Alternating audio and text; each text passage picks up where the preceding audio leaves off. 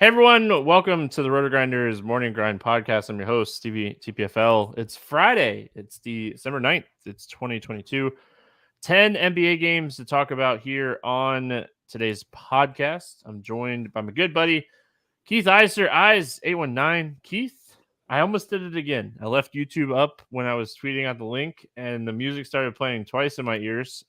Luckily, it was up, so I could exit out really fast. So I didn't delay the intro like I did earlier this week. Maybe I'm rusty. Maybe I'm getting old. Or maybe it's just December and it happens. But happy to have you on the podcast again. How's it going, my friend? Good. I would say you're overworked, but it's not even NASCAR season, so you just don't have any excuses right now, bud.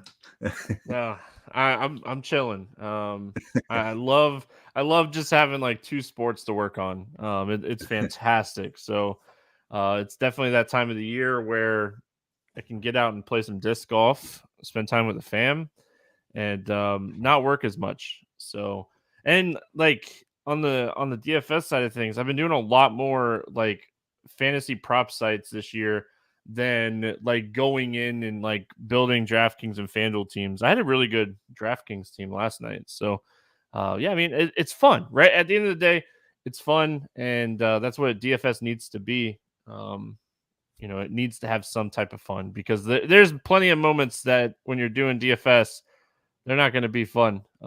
So hopefully we can avoid those. And I tweeted this out. I mean, what better time to come on a live YouTube show than during this Thursday night football game? That game is atrocious. Usually I will leave it like going on my TV. I turned it off. I don't even want to watch that while we're recording today.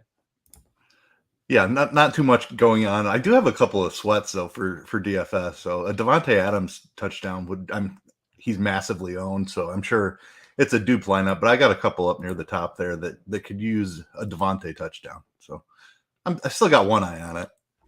Let's get it. I hope you get that touchdown. It helps me in the good old fashioned season longs. So yeah. Yeah. I mean, yeah. We're going to get into this NBA slate, 10 games. If you guys haven't checked out Sleeper, check them out. Sleeper Fantasy, promo code Grinders gets a 100% deposit bonus up to $100. Also, instantly puts you in the Grinders squad chat over there on Sleeper. You can copy picks, you can talk, you can hang out. I mean, I post stuff all the time. I try to do most of my Sleeper picks on the RotoGrinders squad chat. I sometimes forget. It happens to the best of us, that oldness coming in again. So if you haven't checked them out, check them out. Let's get into 10 games Friday. A few injury news that we're like questionably waiting on, which is always so much fun. We got the Knicks at Charlotte, 224.5 total here. Knicks a 4-point favorite. Toppin is out for the Knicks. Ball, Hayward, Martin, DSJ, and Williams are out for Charlotte. Let's start here with the Knicks side of things. What do you like here for New York? Oh man, Julius Randle, what was that? Wednesday night, I think he just absolutely went berserk. Didn't quite have enough of him on that slate. He has that in him. It's been a little bit harder to find this season. Even last season it was as well, but another really good matchup here for the Knicks. So I think we have interest in this game, even though it's in this first set here on a pretty big slate. Randall 7,900, I think is the first place I would look. Brunson's fine at 6,800, and Barrett I think is in play as well. But just that dynamic of it being early in the night on a large slate probably keeps my ownership in this game a little bit subdued. But you have to have some interest in Randall after what we just saw from him in the last game. So that's where I would go. Mitch Rob's really cheap too. It's a fantastic matchup for him. The foul trouble. Center's usually really strong. I struggle with Mitch Rob. I mean, this is one of the best matchups on the board, though, for Mitch Rob. I mean, Charlotte allows the most fantasy points per game to opposing centers. I think it's like 59 or it's some ridiculously high number. Them, Indiana, and Utah are like the three teams that are just really, really high. allowing, like, Charlotte struggles against the bigs in general. They're like top 10 allowed in against power forwards and for like the most allowed against centers. So, I mean, yeah, this is a fantastic spot for both of these guys, Mitchell Robinson and Julius Randle. Randle at 7,900 just seems a little underpriced. This is a guy we were paying in the mid eights for, earlier this year. So I think a matchup against Charlotte is fantastic for him. Brunson, 6,800, I don't think is the craziest thing, but I think you're going to find a lot better options on a 10-game slate, especially like paying 68 for Brunson to be that, first game is kind of tough. Going to the Charlotte side of this game, I mean, if I'm playing Randall or Robinson, I don't necessarily feel like I have to have a run back option from Charlotte. Oubre at 6,900 is coming off of a fantastic game. That's 3 out of his last 4 games. He's shot at least 20 times. He's had some upside. 40 fantasy points at 6,900 on a 10-game slate probably puts him close to being enough. And he continues. I played him the other night. He was like 3% owned. What are your thoughts here on Charlotte? Yeah, the pricing's a little bit tough. On Rozier, up to 8K now. He's had some good games without LaMelo, though, so I think you can certainly consider him. I like your Oubre call. He's been playing really well, shooting the ball really well, which is what you need from him. Price, like 6,900 is kind of about where he's been. So despite crushing that price tag here recently, he's not really seeing a bump in the price. So he's certainly in play. I probably don't go much deeper than that on Charlotte here, but like PJ Washington, Mason Plumlee, like just guys that are kind of priced appropriately, worried about the ceiling a little bit. So Rozier and Oubre, but probably just a little bit. I agree. I don't necessarily need the run back here. I want some Rand for sure, just for the ceiling, and he has a really good price. I don't love the pricing on the Charlotte side quite as much. I could see Rozier having a good game in this matchup. Like, Brunson is not a good defender whatsoever. We like to target point guards against this Knicks team. So, I mean, I could see Rozier having a good game. He's been playing a lot of point here with, DSJ is out. There's a few other guys out. So he's had the ball in his hands a lot at 8K. I could see him like getting there, but I think more times than none, he's just 8K is not going to be enough. Enough fantasy production for Rozier. But again, we're looking at 5 straight games with these guys out that Rozier has put up at least 20 shot attempts. So, the production, the usage, the shots and points have really come from Oubre and Rozier. So those are the 2 guys that I'd be targeting here. Mason Plumlee, if it was a 5 or 6 game slate, maybe I get to Plumlee, but I don't think I get to him on a 10 gamer. So we move on. Toronto at Orlando, facing my Orlando Magic. 220 total here. Toronto 8-point favorite. Precious remains out for Toronto. Wendell Carter Jr., Harris, Isaac Okiki, Suggs remain out for Orlando. Starting here with Toronto, this is definitely a team you can target. The Magic, 27th in defensive rating this season. The only problem with, really both of these teams is they're both in bottom 10 in pace. So I don't expect this to be like a huge pace game. Is there any interest here in the Raptors for you? Siakam is a guy who's just been absolutely smashing. He has finally hit the 10K mark. There's just something different. Like I know it's like $100 or $200 from 9,800 to 9,900, but once you officially see that 10K, it just feels like it's more. The 5-digit syndrome, I guess, for Siakam. I think he's still fine in this matchup. There is obviously a little bit of blowout risk. The pace, I'm concerned about that as well, but not, like all of Toronto's games are slow, and Siakam still finds a way to get it done. He's playable. Again, it's early in the night. I don't think he'll be one of the spend ups that I'm most overweight on or anything like that, but fantastic matchup for him. The rest of Toronto is always difficult for me. Van Vliet has just struggled too much this year for me to want to target that on a big slate. OG Nobi has played really well over the last week or two. And Scotty Barnes has played well too. They're both over 7K. They've been paying it off, but I don't love the price tag on either of those guys. If this was later on in the night, I might have more interest here because it is a great matchup, but just I don't want to tie up too many roster spots, especially if there's news that we're waiting on, which there doesn't appear to be a ton in the late games, I don't think, unless I'm forgetting someone. But like the Lakers guys are both probable. Like there's nothing too concerning with questionable tags. And again, we don't know. I guess Markkanen maybe in that 9:00 game would be something you're saving some spots Utah for. in general. Yeah, Conley Conley's questionable as well. So Utah could have some serious value open up. And it's 10 games. There's going to be more stuff that breaks throughout the day too, right? That we end up waiting on. So I always hesitate to tie up roster spots early. Yeah, I think the biggest news that we're waiting on is Mitchell and Markkanen, like on the slate in general. I think those are the two like big news that we're waiting on. So, but yeah, I mean, I could see playing some Siakam here. He's just 10K. He's so tough. I mean, because 50 is not enough. It really isn't. Like, it's not a raw points slate. It's a 10-game slate. There's a lot of studs on this slate. If Siakam goes up and puts 50, it's just not enough. So maybe, again, like I keep saying this on Siakam, maybe you get your exposure to Siakam on points and rebounds, on prize pick, sleeper, underdog, whatever you want to, whatever, pick your poison type of thing. Sleeper is a good site, though. You should check them out. Going to the Orlando Magic side of this game, I mean, we're not really seeing like Banchero get the usage he was getting at the end of the season, but like the production has been up. This guy goes to the free throw line a ton. Like he is very aggressive, and maybe the usage and shots are not up because he's getting fouled so much, but they're coming off of a big win against the Clippers the other night. Wendell Carter Jr. is still out. Suggs still out.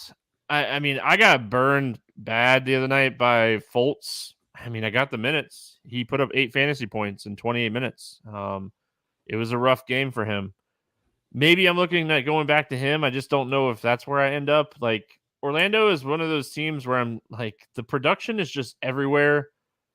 The ceiling with Mo Bamba being back might just not be there, but gosh, Maurice Wagner, Mo Wagner, 36 minutes off the bench the other night, had a fantastic game. This dude is earning his minutes right now. He's expensive, but the fact that we could play him at power forward potentially opens up maybe taking some shots on him here in tournaments, like back-to-back 40-point games, and one of those was with Mo Bamba back, and he played a lot more minutes than Mo Bamba. Yeah, a tough matchup here for Orlando. It's difficult to figure out where this is going. Bol had another phenomenal game last time out as well. Just another guy who's kind of stepped up. Like when Paolo missed that time, it seems like they just had a couple of guys emerge here, and now it's just difficult to figure out where the production's coming from. So in a difficult matchup, I probably won't take too many shots. If I'm playing Siakam, I probably want somebody on the other side here. Paolo is a little bit expensive. I think he's probably the ceiling guy, but we have seen it out of Bol and out of Wagner as well here recently. So I don't hate the Mo Wagner call. It's a tough price tag at this point, though. If he was in the 4Ks, I would be all over that. Up at 5,700 now, it's a bit of a tough price tag. The only good thing, like if you're going to take a shot on him, is that they're going to need his size in this game. Like, this game doesn't go small. Both of these teams like to play big. This game is not going small. So, that is one potential benefit, but his price is so up there that maybe you're shopping around on like FanDuel and Yahoo and seeing if someone did not adjust fast enough. But I do like the fact, like I said, you can play him at power forward. So, yeah. Washington at Indiana, 232 total in this one. Indiana, 5-point favorite. Barton is questionable. Beal is out. Hachimura is out. Porzingis is questionable. That's the other one. I knew there was 3 big names. And then Wright is out. And then on the Indiana side, Duarte is out. Jackson, Johnson, and Turner are all questionable, and Tice is out. So Porzingis is huge news. If he were to not play, we're probably playing 2 or 3 Washington players in every lineup, which is so weird for a game that starts at 7:00. But Washington becomes Monte Morris and Kyle Kuzma just become fantastic plays here if Porzingis and Barton sits. Denny is Casper. Washington just becomes a team that you're just gonna click on, because we should get this news before lock too. We probably get this news pretty early in the day with Porzingis. What are your thoughts on Washington? Yeah, with Beal already out, Porzingis being out would just be wheels up for Washington for sure. Kuzma probably becomes the best value on the slate, and then you've got whoever else is active absolutely in play. If Porzingis plays, though, I have a ton of interest in Porzingis. 9,400. This is a guy who's shown a 60-point ceiling multiple times this season.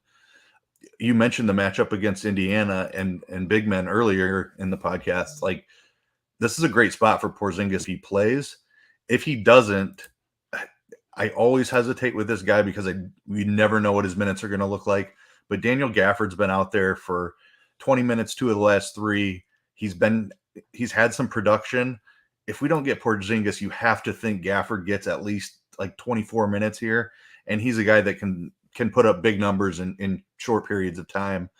This is a great match for big men. So I'm very interested in this Porzingis Q tag, either in Porzingis himself or in Gafford as a fill-in.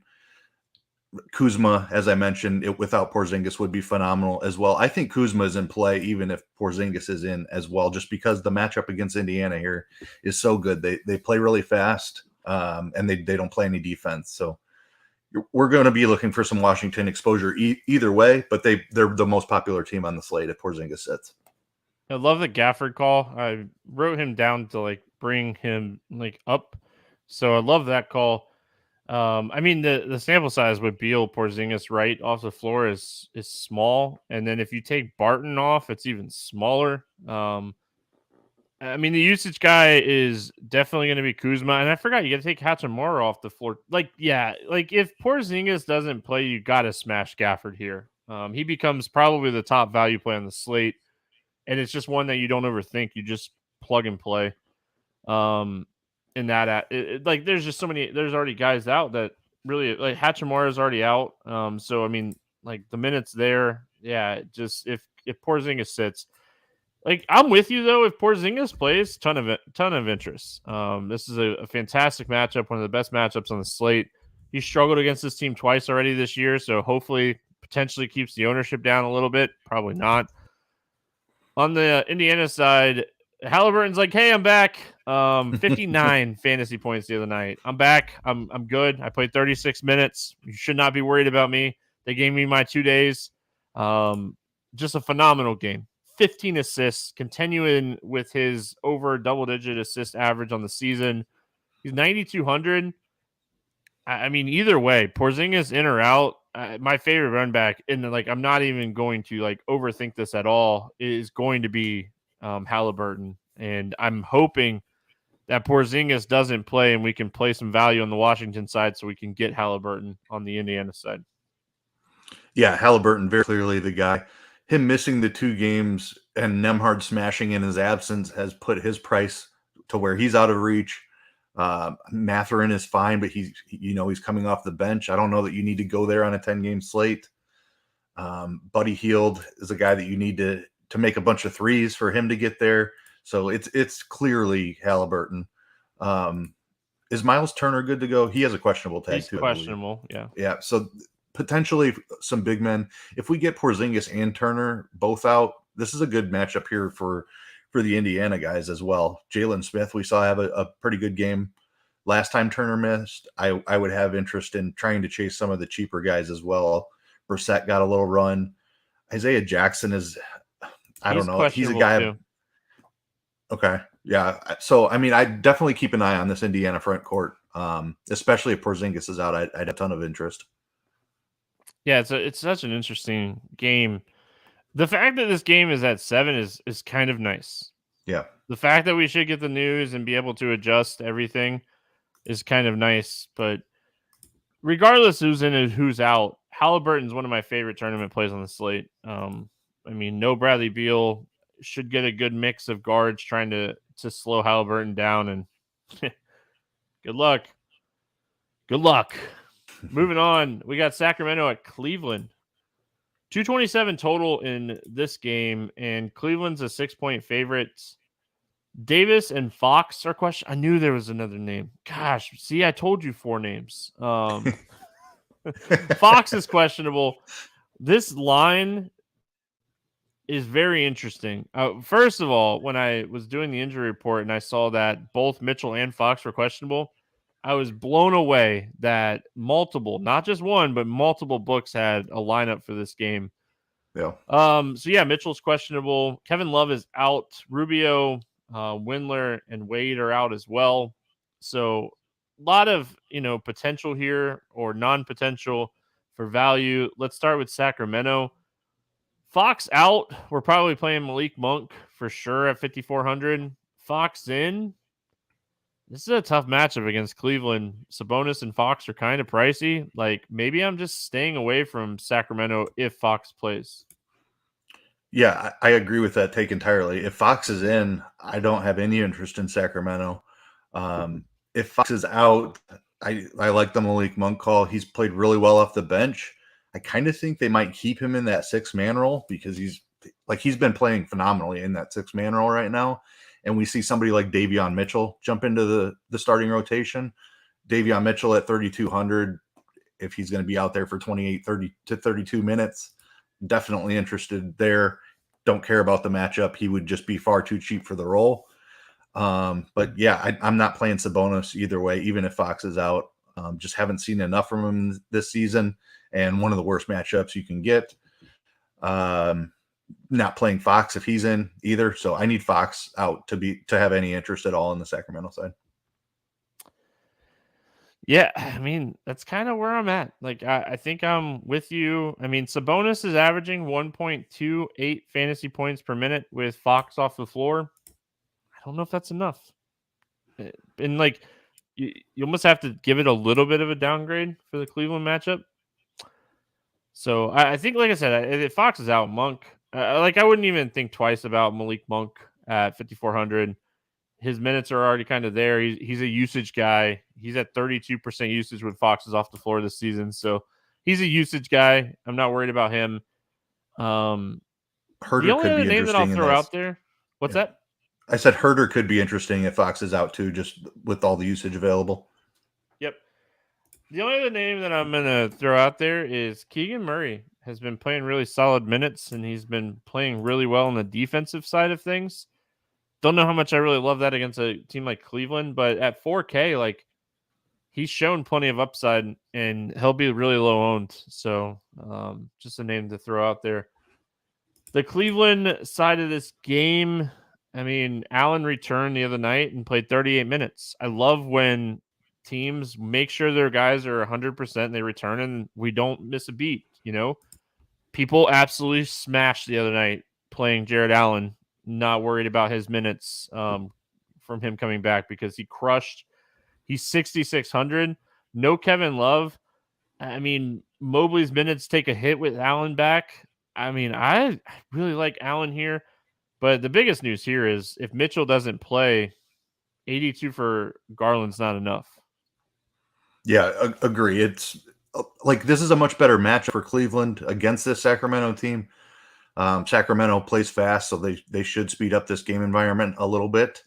I love the Jared Allen ball. He's too cheap for this matchup. And then we're keeping an eye on the Mitchell news because Garland becomes a phenomenal value play at 8,200 without Mitchell. It's last year we were paying almost 10K for Garland when he didn't have to play alongside Mitchell. So far too cheap in a good matchup. And then Karis LeVert is the other one I have some interest in. Like it's a minutes thing with him. With Kevin Love out, there's a chance he could step into a couple more minutes.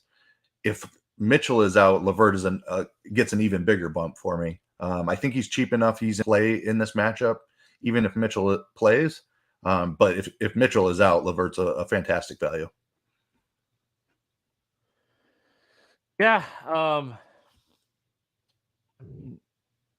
LeVert at 4,400 if Mitchell doesn't play. I'm with you. I think that, man, it's scary. It's scary because of what he's been doing this year. But I think the minutes just have to be there. So, I mean, if Mitchell and Fox sit in this game's so stackable, which is not something you would have like thought about coming in, like Sacramento at Cleveland. Like, but I mean, this game is very stackable if Mitchell and Fox sit. All right. Moving along. We got Atlanta at Brooklyn. 228 total here. Brooklyn, 7.5-point favorite. Collins and Murray out. Hunter questionable. Brooklyn is good to go. 2 weeks, it sounds like, for Murray, give or take. We're going to see Trae Young do Trae Young things. This is a matchup against Brooklyn. I mean, I think you have to have interest in Trae Young, even at 10-3. Like, he might be the best play on the slate with no DeJounte Murray taking some usage away. He has a 45.6% usage rate in 171 minutes with Murray and Collins off the floor this year. 171-minute sample size is not small. It's not huge, but it's not small. Like 1.5 fantasy points per minute. Capella has done really well as well with Murray and Collins off the floor. So, I mean, yeah, you can look at some value for Atlanta, but I'm looking at Capella. I'm looking at Trae Young, and I think Bogdanovich at 4,100 is way too cheap, especially with no Murray. Yeah, Trae Young, it feels like an uncomfortable price, but you made some fantastic points there. Like, you prefer to play Trae Young in the 9Ks, but with no Murray, he definitely has the upside, even at 10-3. So I'm interested. Capella, love that call as well. He's been playing really well here recently too, and the minutes have been there recently. I know he only played 22, but they got blown out of the gym in New York, so that was strictly blowout related. He's been right around 30 minutes for the better part of 2 weeks before that. Capella is a great option without Murray. Love the Bogdanovich call as well. Again, that's also a minutes thing, but he is priced at a point to play 25 minutes. If he runs into 28 or 30 minutes here, he's way, way too cheap. So love that call as well. The wings that have filled in, especially if Hunter's back, I'm just not touching the situation. If Hunter misses again, you can play guys like AJ Griffin and Jalen Johnson. I don't know that we'll need it on this slate. I think it's just dependent upon what happens with the Sacramento, Cleveland, and Washington situations. I would prefer not to have to play this Atlanta value outside of Bogdanovich. But we'll see. We'll see how the injury news breaks. But Trae Young, a smash. Capella, a smash. The only other name that I'm going to throw out there, because, I mean, anytime you're facing Brooklyn, it's good to just load up on the team facing them. Aaron Holiday played 30 minutes the other night. Murray went down really early in that game. Aaron Holiday took like all the minutes from Murray being out. And I'm pretty sure, I'm looking it up really quick. I'm pretty sure he started the second half. He did. I remember that. He did. And he played the whole fourth quarter. So, I mean, he didn't get a lot of second quarter minutes, like 6. So the fact that he still got 30 minutes when only 6 second quarter minutes, Aaron Holiday at 3,300 is not the sexiest play in the world, but I mean, 25 to 28 fantasy points, I think, is in the possibilities at 3,300. So just another name to throw out there. I mean, we're definitely looking at some value. And Keith, I really think like Atlanta as a team, you could play 2 or 3 people from night before. I mean, especially if Hunter sits as well. Like, I think Atlanta as a team, you could look at 2 or 3 people from. Yeah, I think you need Hunter out to be able to do that. But if Hunter's out again, I agree. Like, I don't know if I'd go Trae, Capella, Bogdanovich. Like, Bogdanovich being on that second unit definitely helps because they're like he runs the second unit a lot. Yeah, I mean, I'm fine with those 3. It's just I struggle with the wings at Atlanta. It is a good matchup though. Pricing is fair, so definitely worth some shots. All right, if we're looking at all these guys for Atlanta, here we are. We got Brooklyn. We got Ben Simmons expected to play, not on the injury report. I don't know what we're looking at minutes wise for him. Assume that like they're not rushing him back, so we should get probably 20, 25 plus minutes here. Durant's 10-5, Kyrie's 8-6, Claxton's 6-2. I love the idea of running back somebody when I'm playing 2 or 3 people from a team, but I am struggling to figure out who that might potentially be from Brooklyn. Like, I mean, maybe it's Kyrie at 8,600 with no DeJounte Murray defense. But, I mean, Simmons being back does not help that situation. But I don't know if I can play Simmons at 6,700. Maybe he's the play if we get any kind of minutes like announcement, but I don't think it's KD. Like maybe KD goes bonkers in this game, but like my initial thoughts was it's not KD at 10-5. Yeah, I'm struggling as well to find anyone that's playable here. And it's because of the Simmons situation that you mentioned. Him coming back means that Durant and Irving are too expensive. Also hurts Claxton. You've talked about how Claxton gets a rebounding boost before without Simmons. He's played really well in Simmons' absence, so he's priced up to 6,200 now. And if Ben Simmons is only going to be out there for 25 minutes, what type of ceiling does he have that you want to play him? So yeah, I think it's a really tough situation, and I don't have a ton of interest. Even if I'm playing Atlanta, I don't think I'm going here. Like Kyrie just didn't have the ceiling when he was sharing the floor with Simmons. He has shown the ceiling recently without Simmons, so he's priced up to 8,600. I don't like the Durant price with Simmons back either. It's a tough situation. I probably won't have much exposure. Yeah, I really want to see if we get any kind of news for Ben Simmons. I think he might be the guy at 6,700 being power forward eligible. Maybe he's the guy. Because I mean he was rolling, and like when you think of Atlanta with all these injuries, like the matchup's not that bad for him at all. So maybe it's Ben Simmons. Yeah, if we expected to play 30 minutes tweet, then I would be in. But I am concerned that it's going to be in that like 25-minute range to 28, maybe even at 28 minutes. It's tough. Like you need him to hit that triple double. Really, like he's not going to score a ton, but he has double-digit rebound and assist upside. So if he can get that triple double in 28 minutes, he could be useful. And it was a calf injury, so I mean that worries you even more. Re-injury, not getting the minutes. So yeah. Just want a quick shout out, Big Hurt, Derek, Yappy. We got a YouTube chat going here. And really quick, Yappy says, why not run it back with Royce O'Neal? I'm guessing at 5,400. Yeah, I mean, he's going to play 35 minutes, but yeah, what usage is left for Royce on a floor with KD, Irving, and Ben Simmons? Like, I think even his assists would go down in that spot. Like Royce has had some great peripheral stats this year. Like he's definitely taken a step forward, and he's been a useful fantasy player. But with everybody healthy in Brooklyn, I just don't see it. If you want to come hang out during the Morning Grind podcast, YouTube Morning Grind. Yeah, I mean I leave chat open. It's right here, right there. What's up, chat? So yeah, you can interact with the show, trying to be better about that kind of stuff. But I mean, I don't hate the Royce O'Neal question. I do worry about like the usage. You know, you look at his shot attempts when these guys were like when Simmons was playing, and like we saw 4 and 6 and 8. Like Simmons out, we've seen 9 consistent shots most nights. So, I mean, that was my biggest concern with O'Neal. So on the same page, Keith, we're moving on though. We got the Lakers going into Philadelphia, 224.5 total. Philly is a 3-point favorite. Toscano Anderson out for the Lakers. Both Anthony Davis and LeBron probable. Maxey and Niang out for Philadelphia. So getting close to having 2 healthy teams here. Going to the Lakers side first.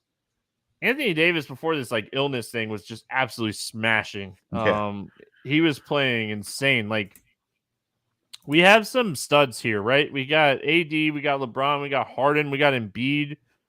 They're pricey, but the flip side of that is we've talked about so much potential value already in the first 5 games we've covered. So I don't think it's the craziest idea to think like a LeBron, Embiid, and Anthony Davis, Harden, like types of stacks in this game. I mean, this should be a super competitive, high scoring game, and really the usage is 4 guys, starters wise.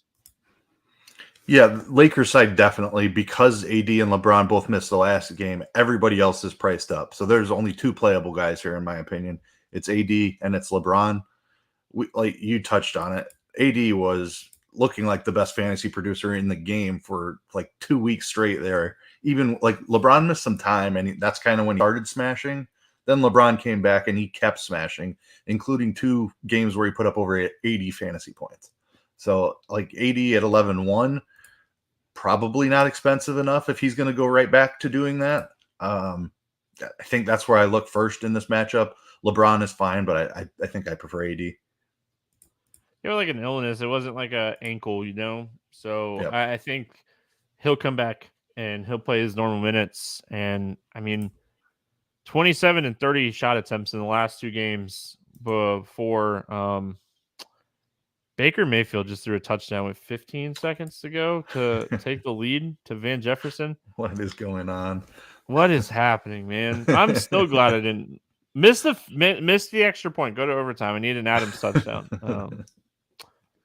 Yeah. Anyway, that's crazy. But yeah, not to get sidetracked. I think like the guys that we played the other night with all the Lakers out, let other people chase those guys. Thomas Bryant had 2 really stellar games in a row. Unfortunately, AD being back. Do not pay $5K for Bryant. That will be a mistake unless Anthony Davis gets ruled out for some reason. And then, yeah, sure, go ahead. Pay $5K for him. The Philadelphia side, I mean, Embiid, 11-5. We know like the ceiling that he's capable of in any type of game. James Harden came back and played 38 minutes, just shot terrible. Like he had a terrible, was it 21%? But he still put up 19 shots in 38 minutes, had 7 turnovers. He just did not have a good game. It was a bad game. This is his second game back. He's 8,900. This is a guy we were paying almost 10K for. That was showing us 60+ point upside. Like, I think he just has to be in the conversation on this slate with all the value we've had already. Yeah, I absolutely love James Harden in this spot. I would say early in the season, one of the leaks in my game was I was too slow to adjust to how he was playing this year compared to last year. Last year, he was fine to just let Maxey kind of, do the thing and be the secondary scorer to Embiid. He was going to be more of the distributor. He was not playing away at the beginning of this season, and Maxey is still out. So he definitely has that role at this point. 8,900 is too cheap for Harden. The Lakers have been decent on defense, but these are 2 teams with playoff aspirations. I don't know that the Lakers will get there, but like Philly is going to be up for this game against LeBron anytime that LeBron is in town. I feel like teams always step up their game. So I think this will be a pretty solid game environment. The Lakers play fast as well. They should speed up Philadelphia. Harden's too cheap for this spot. Embiid is fine. Like, don't get me wrong, I'll have some exposure to Embiid as well. But Harden is the priority for me in this one. Just saw the Baker pass, and it was a dime. Oh, man. It was a dime. I agree with you, though. Harden's going to be my main target here. Like, Harden, Anthony Davis, Harden, LeBron. Just running it, like, playing the 2 studs in, like, 2 of the 4 studs in this game and taking value elsewhere, I think is, why not? Detroit at Memphis. 227.5 total here. Memphis a 10.5 point favorite. Cunningham remains out. Livers is doubtful. Steven Adams is questionable. I mean, matters a little bit. Bain and Green remain out for Memphis. Let's go to Detroit here first. Yeah.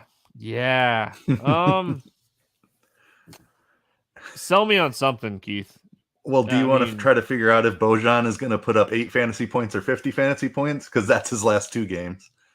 I mean, he's found a ceiling on several occasions this year, a 50-point it's ceiling every at other that. game. So if you So just we're play the due. every other game role, then it's this game.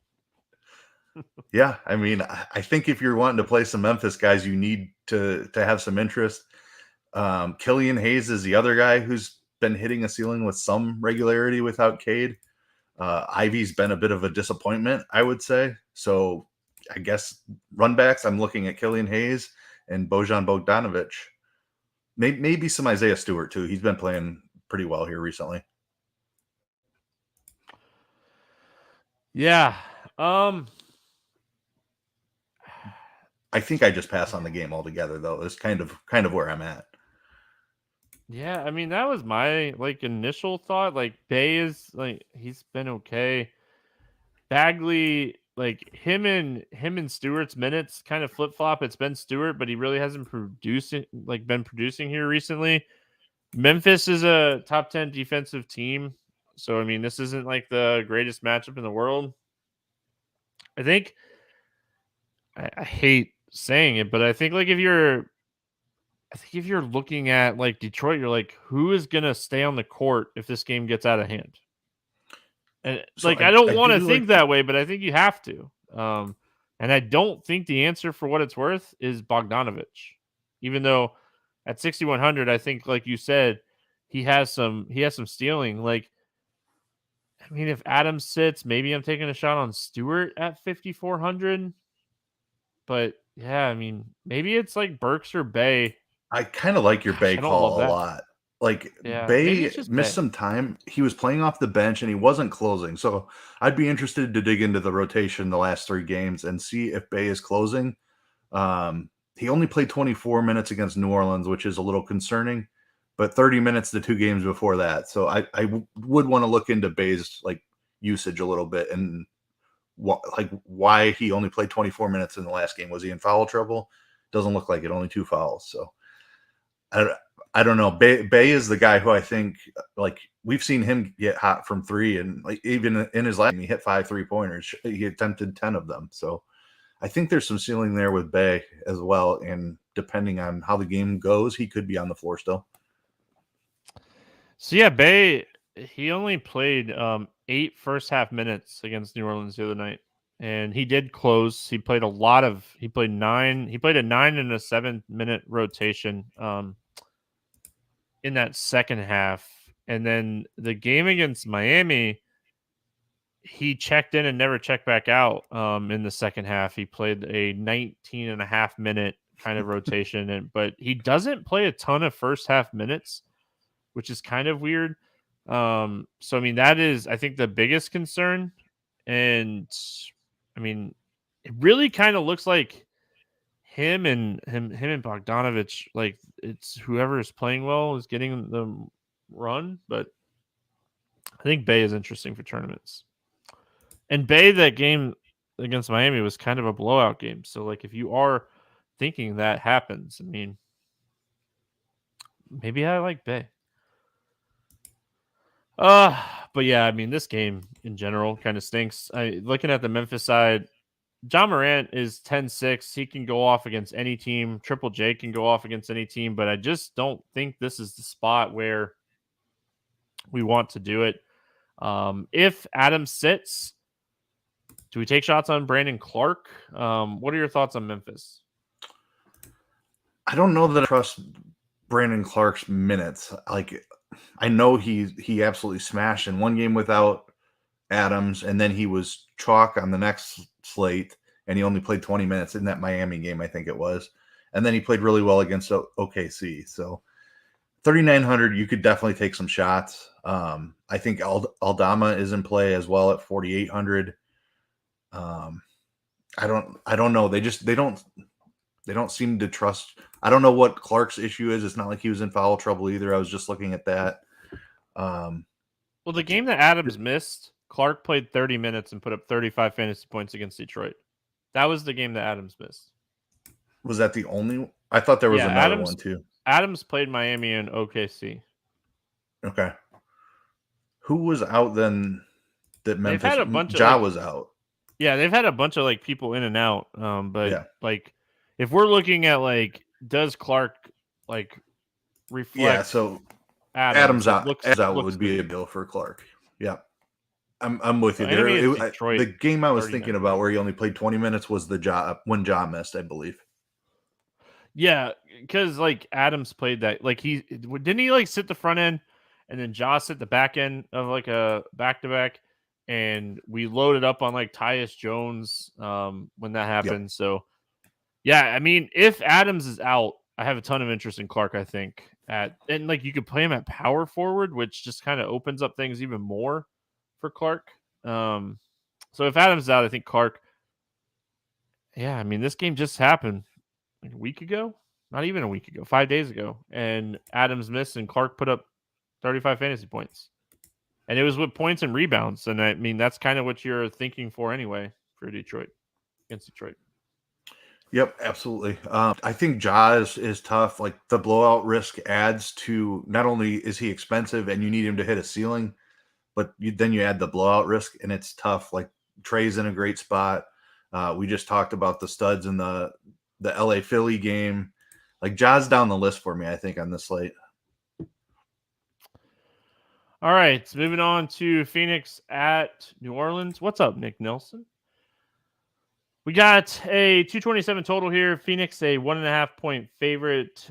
Johnson and Washington out for Phoenix. Ingram, Jones, little out for New Orleans, and Alvarado is questionable for New Orleans. Start here with the Phoenix side of things. Man, Phoenix ran out of the gym. You can't look at anything that happened in that Boston game because they got ran out of the gym. That was back-to-back games that they have gotten run out of the gym. Chris Paul, I mean, he's kind of the notable thing. He came back against Boston the other night. Yeah, I mean, I think this is going to be a good game. I think Phoenix shows back up in this game. I think it's going to be a good game. It's more of just how and if I get any kind of exposure to this game is kind of where I'm at. Yeah, pricing is tough. The Phoenix situation is very similar to the Brooklyn situation in that Chris Paul is coming back from a long absence, so everybody is priced up as if Chris Paul were not playing. That makes it tough to play Booker. I think Ayton gets actually gets a boost with Chris Paul back in the lineup, so I'm still interested in Ayton a little bit, and I'm interested in Chris Paul. He's only 6,600. He only played 24 minutes in the first game, but like you mentioned, it was a complete blowout. The thing that gives me hope is that Devin Booker also only played 25 minutes. So Chris Paul could very well come out and play his 35 to 36 minutes in this game. I will note New Orleans has been an outstanding defense with Zion when Zion's healthy. Brandon Ingram is, of course, still out, so that impacts it a little bit. But both of these are two pretty good defenses. I agree it's going to be a close game, and they could push each other a little bit, just a little back and forth. But it's going to be a great basketball game. Chris Paul's too cheap, I think. I have some interest in Ayton. I don't see myself getting to Booker, just Paul being back. And he's still up at 9,500. But I have some interest just for the game environment. Concerned about the defenses, but close one. Kind of like Chris Paul, too. 6,600, 24 minutes the other night. I expect him to move right back into that like 33 to 35 minute role here. I mean, he wasn't Chris Paul the other night, and I think he's too cheap. I don't hate Ayton in this spot. He's not my favorite. I also, for what it's worth, could see like Booker getting no ownership whatsoever, like him and Zion, And then just just because scoring of 50 all actual the points. yeah, like both of these guys just combining for like 130 fantasy points. Yeah. I could totally see that doing, and like they're under 10K, so the stack would be a little bit easier, and you could probably add one more extra play compared to like a Harden Anthony Davis stack. So I don't hate maybe taking a shot on like a Booker Zion type of stack. CJ McCollum at 6,800. We're waiting for him to shoot the ball well. I What mean, is I going think I he's just looked at that. Like you look at that price and it's like, why is CJ McCollum 6,800? And then you look at 3 for 11 from the field, 3 for 11 from the field, 2 for 11 from the field. It has been a really rough return for CJ here, but he'll get it going, no doubt. That was the thing that just absolutely jumped out when I opened up this slate. I think you have to keep taking shots on him. Yeah, I agree. But really outside of that, like I don't think Alvarado being out really changes anything for like Devontae Graham. Maybe he gets a few extra minutes. He's just not going to make the cut for me on a 10-game slate unless there's news that directly says that he will get, more minutes here. But yeah, I mean, this game for me is take some shots on cheaper McCollum and Paul, or look at like an expensive Booker Williams and Zion sack. So, I mean, that's kind of how I'm approaching this one. Yeah, I glossed over Zion a little bit. I love Zion. Dude's been absolutely crushing here recently. And the guy who has absolutely stepped up with CJ McCollum struggling so bad is Trey Murphy. Like, take a look at this guy's game log. He is putting up 30 fantasy points a night, 35 on most nights. Like, he's shooting the ball really well. He's getting some rebounds, even throwing in a few assists. Like, at 6K, I don't hate some shots on Trey Murphy. All right, moving on. We got Minnesota at Utah, 236.5 total, highest total on the slate. Utah, a 3-point favorite. Prince and Cat out for Minnesota. Conley and Markkanen both questionable here for Utah. Who knows? I mean, it's an illness kind of thing for Markkanen. So, well, I mean, maybe we get this news through like after morning shoot around because it's not a back-to-back. So they should have a morning shoot around, which should, probably around 2 or 3 Eastern with this game being in Utah. So, I mean, the Minnesota side of this game, Anthony Edwards has ceiling. And if he's going to keep chucking and be aggressive like he has been, now he's getting some steals and assists. Like, Anthony Edwards needs to be in the conversation of like studs right now. I know he's expensive, but Utah is one of the best teams in basketball to target. They're a bottom 5 defensive team. They like to play fast. This is not your same Utah team. Minnesota plays at the fastest pace in the NBA. This is a fantastic game to target. We're just waiting on news to see where and how we want to approach it. This is my favorite game environment on the slate. You talked about Anthony Keith. Yeah, Edwards has been smashing without Towns. Rudy Gobert revenge just coming off 16 points and 21 rebounds or whatever it was. Like, he should have saved that for this game. But I think we could see something similar in this spot.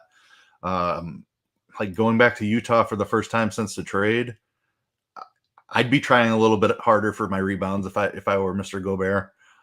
So 7,200 isn't a price I normally consider, but this is one of the best matchups for bigs. They give up points in the paint. Not that we're looking for a ton of points from Gobert, but this is a great matchup for Rudy. Russell's price is coming up, but still in play because of the game environment. I might play one of these Minnesota guys on every lineup that I make. It's a great matchup. The Rudy revenge and Anthony Edwards without Cat, like those are two like absolutely phenomenal situations. I forgot to mention on the Utah side that Sexton's out. I forgot to say that, but it was like a week thing. So Edwards ceiling, Gobert at 7,200 is a really solid play. I don't think I get to Russell, but I don't think he's the craziest play either. I just don't know if he necessarily has a ceiling. Kyle Anderson's minutes kind of all over the place. I will say that, like, I wrote this up on Scores and Odds the other day. Naz Reid's like point prop came in at like 9.5 the other day after going like bonkers against OKC when Gobert got ejected. If that comes in at 9.5 again, just smash it.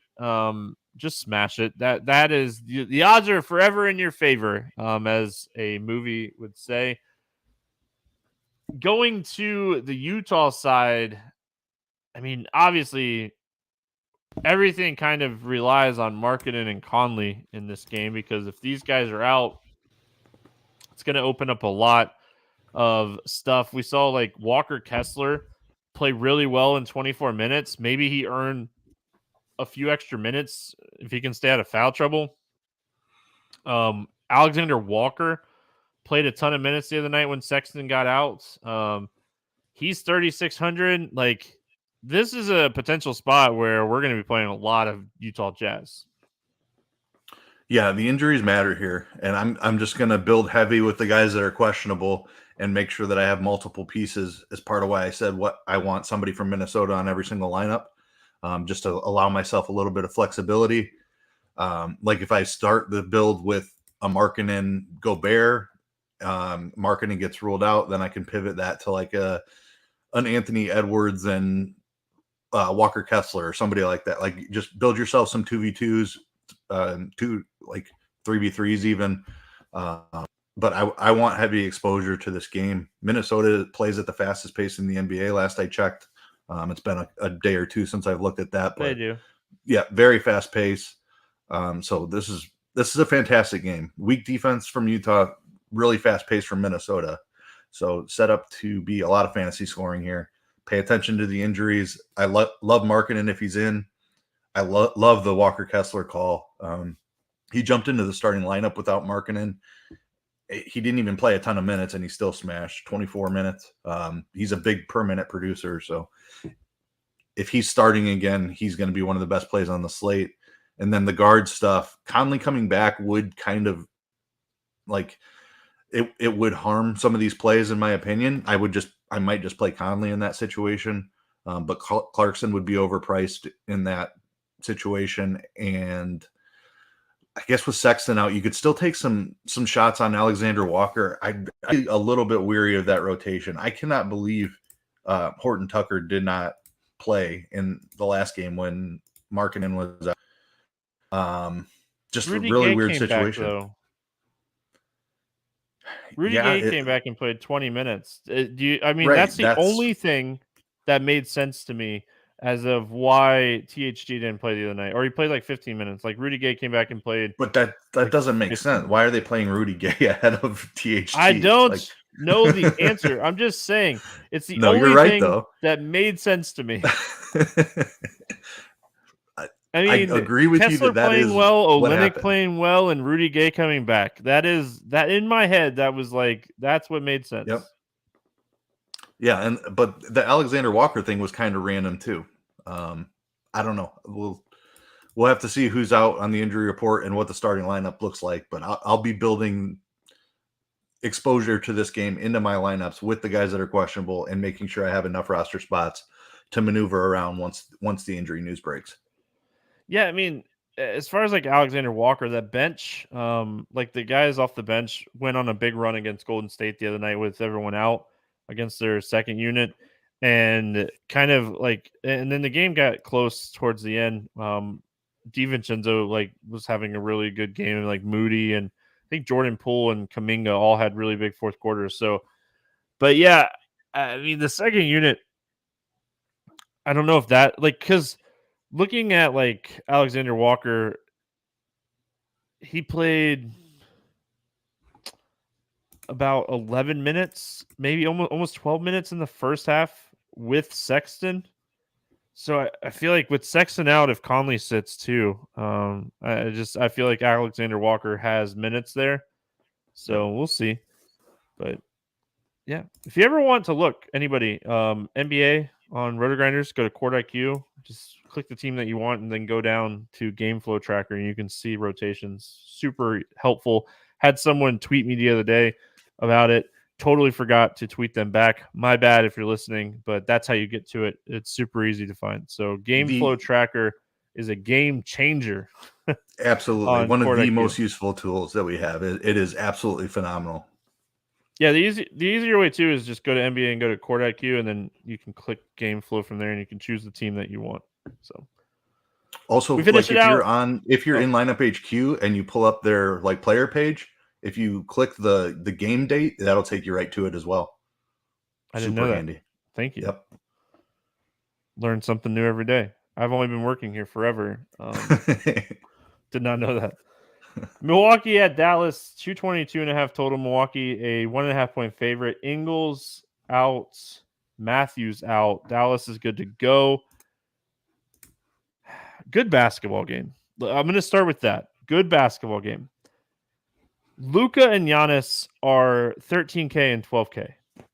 The problem here in my opinion, and I'm interested to hear your thoughts, but to play Giannis, I think you have to play Luka. And to play Luka, I think you have to play Giannis. You cannot, even with all the value, feel comfortable about playing $4,100 per player by getting Luka and Giannis in there. Listen, there's a ton of value. You're going to need like all of those value plays to go off, and then you're going to need Luka and Giannis to combine for a gazillion fantasy points. And Giannis, his last game over 70 fantasy points was October 26th. So, yeah, I mean, I love Luka. The guy is insane, but the price tags, like, I think this game is just kind of priced out outside of like maybe Tim Hardaway Jr. at 5,100. But I mean, the matchup isn't the best for him.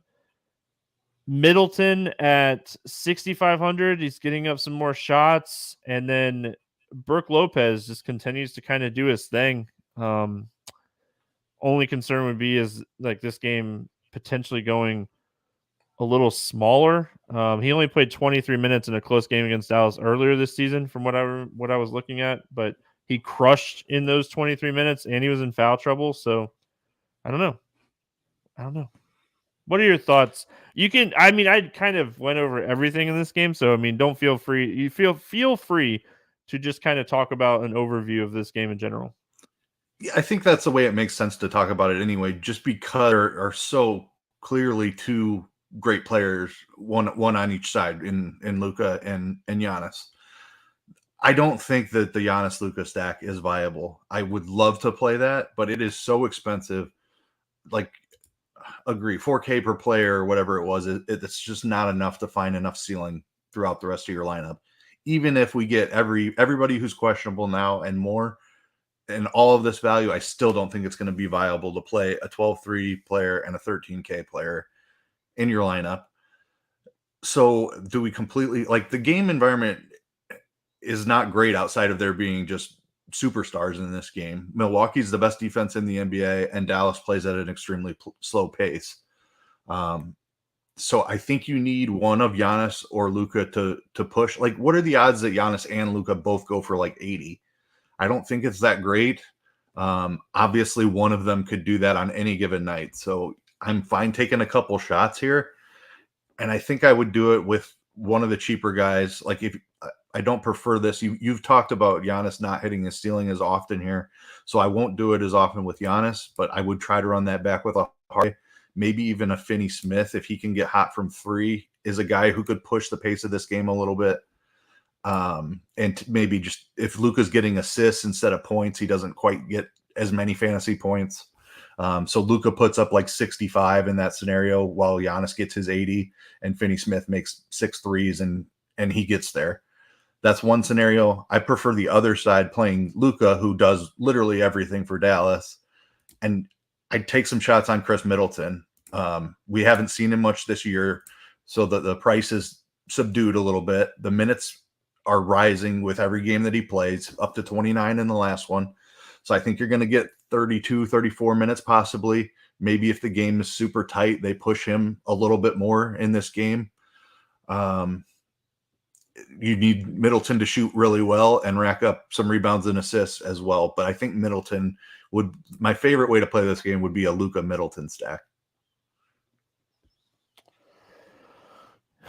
Yeah, Luka Middleton Lopez,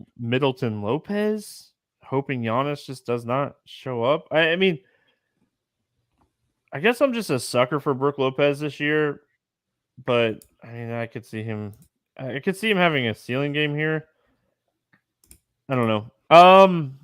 I probably just stay away from this game, honestly, and just hope that these guys don't go bonkers. Like Tim Hardaway Jr. Again, like we talked about him. I think it was you. Was it you Monday? Yep. Like brought up Tim Hardaway is a fantastic call. And like, I mean, was that the blowout game? I think that was the blowout game. And like, he's still at 27 points. He's just been playing so fantastic here recently. He's just launching threes. I mean, look at his chucking. He's like double-digit threes. Yeah. Yeah, I mean, it's fantastic. Like, just keep chucking. All right, let's play the morning grind game, and then we will get out of here. DraftKings scoring and pricing, like always. Favorite play under 5,000 to go 7x. There's a couple options today, just a couple. Who do you got? Yeah, I mean, this is like it's going to be obvious tomorrow once we get some injury news. There's going to be some very clear 7x value on this slate.